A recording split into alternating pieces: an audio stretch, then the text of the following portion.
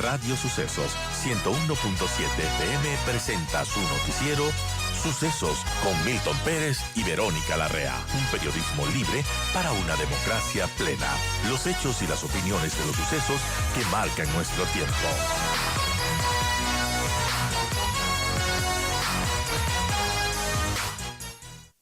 Y bueno, ¿qué nos podría comentar sobre el estado de las vías, especialmente en este sector en Alausí? Esta vía que vimos ya en muchos noticieros, en muchas imágenes que se hundió, un tramo se hundió. ¿Por qué sucede esto? Y bueno, ¿cómo está actuando también desde el MTOP para solucionar esta situación? Verónica, muy buenos días y gracias por la entrevista. Disculpa, ingresé 2 minutos tarde, estaba buscando el link respectivo, pero un saludo para todos en Radio Suceso. Gracias, Eh, ministro. sí, perdón, sí. Yo viajé el día domingo en la noche hacia la UCI, junto con el secretario de Gestión de Riesgo, Cristian Torres. Fuimos los primeros en arribar al sitio y estuvimos desde hora de la madrugada atendiendo a nuestros hermanos en Alausí y coordinando acciones y actividades. En espera, obviamente, del día lunes en la noche, el arribo del presidente de la República, tal como lo hizo en horas de la noche.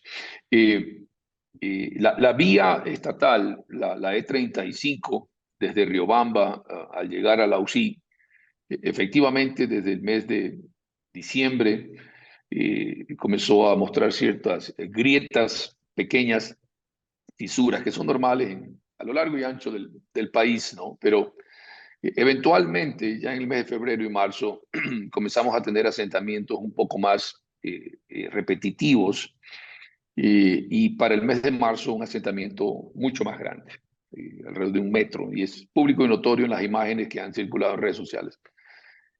Por precaución, nosotros como METOP cerramos la vía el 16 de marzo. Ujú. Esta es una decisión importante porque a nadie le gusta que se cierre la vía de acceso a la ciudad. Esto hay que decirlo. Y ciertamente luego de eso, Fuerzas Vivas, el gobernador, los alcaldes, etcétera, tuvieron varias reuniones con nuestros equipos para poder para exigir también decisiones sobre el arreglo y reconectar la vía y los trabajos e iniciar trabajos sobre ese tramo de alrededor de 120 metros en la vía. Solamente para que tengan una idea, este tramo se ubicaba en la parte alta, muy arriba, ¿no es cierto?, donde se inició este deslave. ¿Okay? El deslave no se provoca por el hundimiento de la vía. La vía es una infraestructura más afectada por una falla geológica. ¿Okay? Esa vía, más vías hacia abajo, habían unas vías provinciales, cantonales, Ujú. estadios, etcétera, ¿no? Y obviamente las viviendas con las personas. Entonces, la vía es parte de la infraestructura que estaba o que fue afectada también por este terrible evento. Nosotros cerramos la vía y obviamente la decisión fue no ingresar a trabajar sobre la vía, porque si se hubiera ingresado a trabajar, pudo haber desencadenado este evento quizás unas semanas atrás. Era Quizás muy de mayor peligroso magnitud. trabajar. Total, o sea, usted tiene un hundimiento, usted no sabe qué magnitud tiene, ¿no? Y lo que hace es cerrar y pedir a la gente y a gestión de riesgo que ayude con su competencia y también a la dirección de riesgo del municipio local, que son realmente quienes tienen la competencia para iniciar el desalojo y la evacuación de las personas que posiblemente en esta sección puedan tener algún tipo de afectación. Y eso fue lo que se hizo. Se siguió el protocolo al pie de la letra, tanto por el Servicio Nacional de Gestión de Riesgo, que lo dirige Cristian Torres de una manera espectacular, emitiendo las alertas, informando a las gobernaciones, a los gobiernos autónomos centralizados, quienes tienen que ayudar en el trabajo de difundir la información y de promover la evacuación de las personas y de ponerlas en lugares seguros. La ministra de Vivienda también envió una comunicación el 1 de marzo, me parece, al alcalde indicando que le done un terreno para poder reubicar a estas personas, construir unas viviendas. Y claro, nunca se sabe cuándo va a suceder esto, si es que va a suceder, ¿no? Entonces, y a partir del 16 de marzo, nosotros lo que hicimos fue presupuestar y armar los términos de referencia para poder contratar unos estudios geotécnicos alrededor de lo que era nuestra vía, ¿no? Porque recuerde usted, yo no puedo, no es mi competencia hacer un estudio geotécnico de toda una montaña, ¿no? Claro. Hay que entender el tema de competencias. Tengo que justificar ante Contraloría dónde tengo que hacer yo. Entonces era el estudio para nuestro tramo de vía, lo que nosotros pensábamos estaba afectado, y nos adelantamos incluso en conversar con la CAF, con el Banco de Fomento de la Corporación Andina de Fomento, para poder incrementar un valor con ellos, porque esta vía tiene un programa de mantenimiento por resultados, es decir, está contratado un mantenimiento especial, es un programa de 5 años, y nosotros no podemos intervenir con dinero propio porque tiene ese mantenimiento con ese agente multilateral de crédito. Y la semana pasada habíamos ya determinado una reunión para el lunes a las 3 de la tarde, una reunión vía Zoom, y el evento sucede el domingo, ¿no? Lamentablemente. Tuvimos la reunión el día lunes, obviamente ya no para arreglar una vía, sino para reconectar esta vía, y encontramos ya la solución y estamos trabajando en la parte administrativa hasta el viernes para que el contratista pueda ingresar el día lunes ya a trabajar en la vía. Estamos haciendo estudios topográficos ahora para poder reconectar la vía. Entonces, todas estas circunstancias, lamentablemente, muy, aunque técnicas, muy dolorosas, ¿no? Porque todos pensamos y decimos, chica, quizás pude haber hecho algo, ¿no? Pero Claro. lamentablemente quiero decirle yo a usted y a las personas que nos escuchan, eh, si hubiera ingresado a trabajar en la vía, quizás se hubiera desencadenado un tema mayor con anticipación. Segundo, usted no puede cuantificar esto a no ser que tenga un estudio. Entonces era imposible cuantificar la magnitud de lo que sucedió. Y tercero, no creo que existan una obra o obras que puedan haber mitigado en este momento y puedan haber aguantado un deslizamiento de esa magnitud.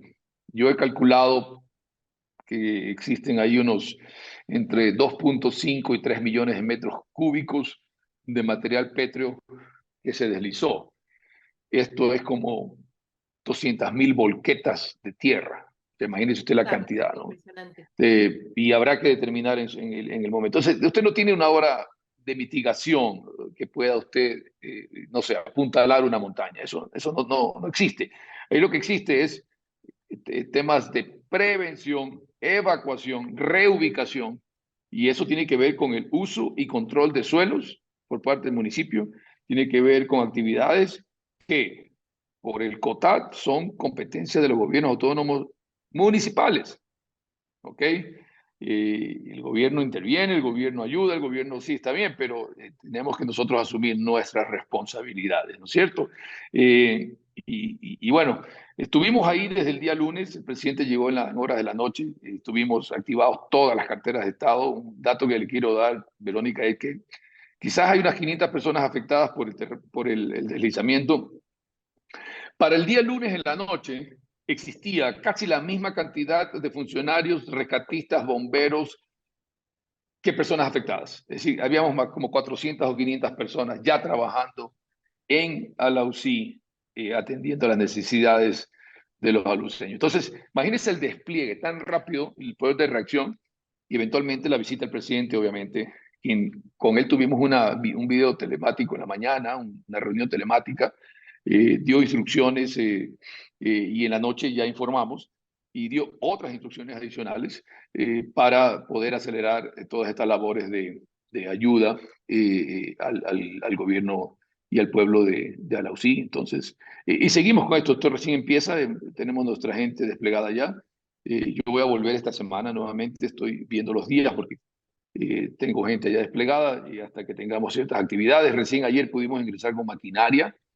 Muchas personas nos reclamaban que por qué no ingresaba la maquinaria de inmediato. Hay un protocolo de máximo 72 horas de que no se puede ingresar maquinaria hasta que no se pueda determinar si tenemos personas todavía atrapadas en los escombros. Entonces, Así no es. podemos, ¿no? Nosotros, nuestra maquinaria está a orden de el puesto unificado de mando, de gestión de riesgo y obviamente el cuerpo bombero. Entonces, pero estamos ahí trabajando y vamos a seguir trabajando por nuestros hermanos de Alausí.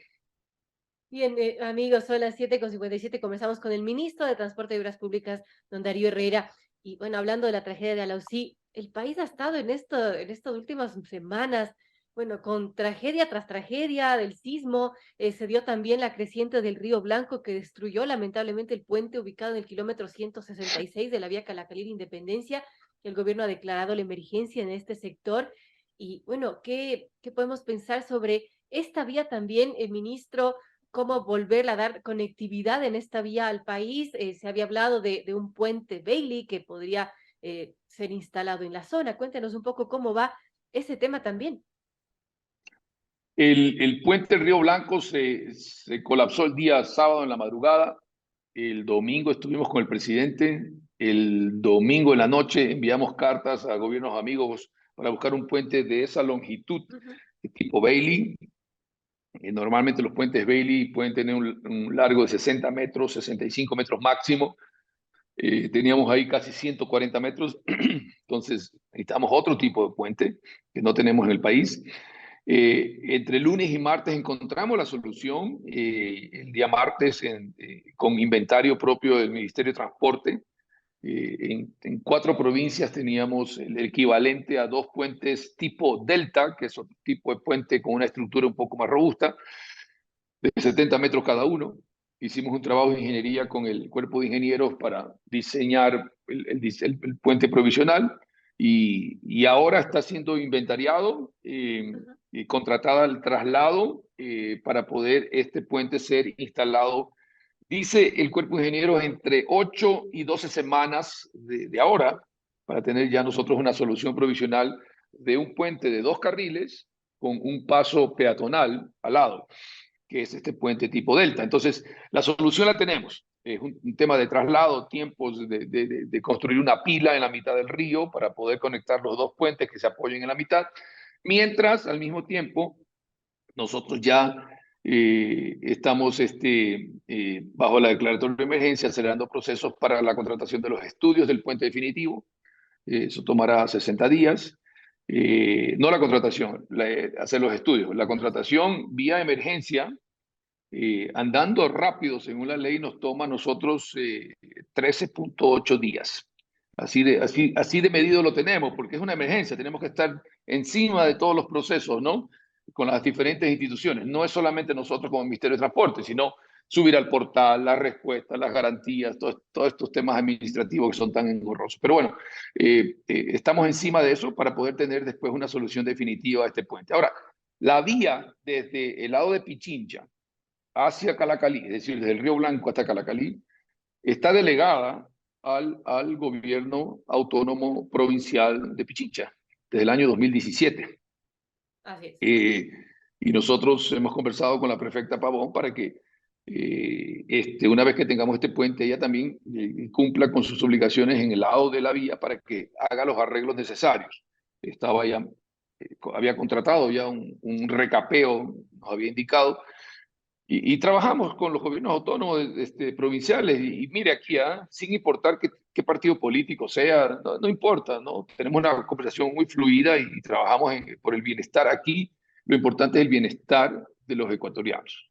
Y nosotros tenemos que hacer obras pensando en que benefician a los ecuatorianos, en este caso los esmeraldeños y nuestros amigos de Pichincha. Entonces, estamos trabajando ahí. Mientras tanto, también vía emergencia hemos contratado ya, estamos en el proceso de contratación del arreglo, el recapeo de la vía Santo Domingo, Las Mercedes, los bancos, ¿no? De manera que podamos tener esa vía completamente expedita, sin problemas, para suplir el tráfico que ahora no está pasando Claro. por el lado del Río Blanco. Entonces, son decisiones estratégicas, son decisiones inteligentes que se ha pensado con los equipos en conjunto con la ciudadanía para poder paliar estos momentos de tragedia y de daños de infraestructura severo. Ministro, ese puente definitivo sería construido en el mismo lugar el del anterior puente que se destruyó. Dirán los estudios realmente, habrá que ver porque el cauce ha cambiado, ¿no? Ahí hay unos codos ahí. eh, el puente original, el gálibo, que viene a ser la altura máxima y el ancho máximo, se llama el gálibo, no dio o no soportó la crecida del río, que subió repentinamente por unas 3, 4 horas, alrededor de 5 metros de altura. Es algo impresionante, ¿no?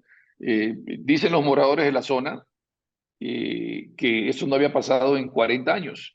Imagínese usted. Entonces, estamos ante situaciones muy adversas, especialmente climáticas, Verónica, hay que entenderlo así, que claro, ponen a prueba la infraestructura que se construyó hace 30 años. Era otro mundo, ¿no? Entonces, hay que estar consciente de eso también. Imagínese usted cómo podemos tener un ciclón frente a las costas de Perú, eso no, el Océano Pacífico, eso nunca se había pensado. Entonces, todos estos son cosas que causan estragos, que ponen a prueba la infraestructura del país. Y claro, estos desafíos hay que irlos enfrentando y nosotros con el liderazgo del presidente, la verdad es que nos inspira, es una persona que está ahí siempre encima de cada uno de los detalles y nos motiva a seguir trabajando. Y así también todos los equipos, todos los ministerios trabajan de manera coordinada. Esto es lo importante, no van a decir, bueno, el ministro anda por ahí, dice que va a hacer un puente, pero finanzas no le da la plata. Mentira, todo lo contrario. Trabajamos muy de la mano, pero muy de la mano. Es increíble la coordinación que tenemos, ¿no es cierto? A pesar de lo burocrático que puede ser procesos dentro del Estado, no, es todo lo contrario. Y ese es un mensaje que tiene que llegar a cada uno de los ecuatorianos. Los ministros trabajan en coordinación absoluta entre ellos en toda la cartera de Estado para todas las situaciones. Siempre estamos activados. Importante, ministro. Y antes de terminar, quisiera también preguntarle respecto a algo que usted había mencionado antes del feriado de Carnaval, y es que lamentablemente entre 7 a 10 años no hubo mantenimiento de las vías. Entonces, esto ha ocasionado también algunos problemas en la conectividad y con los embates del clima, pues tenemos lo que tenemos. ¿Cómo se está afrontando esta situación, el no mantenimiento de las vías? ¿Y qué pasa ahora? ¿Y cuánto se tendrá que destinar para que las vías estén en buen estado? Mire, Verónica, esto es sencillito. Los ecuatorianos que nos están escuchando lo van a entender clarito, ¿ok? Imagínese usted que usted construyó su casa hace 10 años, ¿ok? Imagínese usted eso.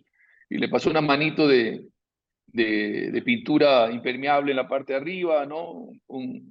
Y le puso la pinturita y todo chévere, ¿ok? Imagínese que en 10 años usted no la vuelva a pintar. Imagínese que en 10 años usted no corte el césped. Imagínese que usted no le hace una limpieza, ni por dentro ni por fuera. ¿Cómo estaría esa casa el día de hoy? Destruida, posiblemente completamente destruida. Sí, pues es que es normal, ¿no es cierto? Bueno, eso es lo que ha pasado en la red vial estatal. Dicen que se hicieron muchísimas obras grandes e importantes en gobiernos anteriores. Ahí hay montos, ahí hay un registro, ahí hay estadística de que mucho dinero se invirtió, es correcto, que nos endeudó a los ecuatorianos, obras que se hicieron al doble o al triple del precio, con escándalos de corrupción, con personas fugadas, con personas presas, pero bueno, eso es el pasado. Pero asumamos que esa obra está ahí, ¿ok? Algo de esa obra está ahí. Si esa obra no se mantiene, no lo digo yo, lo dice el Banco Mundial, lo dice la CEPAL y lo dice la Asociación de Autopistas, hay una organización en Estados Unidos de mantenimiento de autopistas, lo dice que, lo siguiente, que si usted no invierte $1 en mantenimiento hoy en la red vial, en 5 años supone $5 en una reparación. Y si usted no hace la reparación a los 5 años, supone hasta $25 en una rehabilitación total de la vía. Es decir, lo que se construyó en el 2012-2013, que fue el pico de inversiones de gobiernos anteriores en temas de carretera y estas cosas, hoy, 10 años después, están destruidas. ¿Por qué? Porque no se hizo el mantenimiento adecuado. El año pasado, en mi administración, incrementamos casi al doble, casi a $20 millones el mantenimiento preventivo y subimos de 3.200 a casi 4.300 microempresarios y los mandamos solamente a hacer lo siguiente, a limpiar alcantarillas de la red vial estatal, a limpiar las cunetas, a limpiar los sobreanchos de la vía. ¿Para qué? Para prevenir derrumbes, para prevenir de que se tape la vía. El agua tiene que correr. El enemigo número uno de las vías es el agua. Toda esta agua que corre, el diseño de las vías es para que llegue el agua a un punto, sea evacuada a un lado de la vía, pase por debajo de la vía en una alcantarilla y siga ese curso hacia conectarse a algún río y eventualmente al mar. ¿Ok? Entonces, si usted no tiene inventariado, por ejemplo, yo sé ahorita que nosotros tenemos 1.179 puentes, 64 son Bailey, o sea, todo medido. Las alcantarillas, ojo, y los ductos cajón, todavía no los tengo totalmente inventariados, porque son miles, ¿ok? Pero en algún momento los voy a tener inventariados. ¿Para qué? Para poder programar el mantenimiento preventivo. Nosotros tuvimos que destapar tuberías de 1 metro, así totalmente selladas. Es decir, cuando el agua llega y no evacúa, lo que hace es que socava a los lados y se lleva la vía. Y usted tiene roturas de vía. Ahora, Verónica, y aquí lo más lamentable. Yo pregunté, ¿y por qué no se hacía mantenimiento? O sea, me parece algo tan lógico, ¿no es cierto? Es decir, ¿por qué de vez en cuando, cada 2 años, Verónica, usted no pinta la casa para que se vaya manteniendo, ¿no? Por supuesto. Y alguien me supo decir por ahí, dicen las malas lenguas, es que no conviene, dice, porque lo lógico es construir una casa nueva, pues. Es decir, hacer la vía de nuevo, porque ahí está el contrato grande, porque ahí están las coimas grandes. Y es así, hay que decirle a los ecuatorianos que los ecuatorianos tienen que entender eso. Nosotros con este gobierno, un gobierno serio, hemos escogido el camino más difícil. El mantenimiento, controlar 4.000, 5.000 personas, el seguimiento, la medición de estas intervenciones, ¿no es cierto?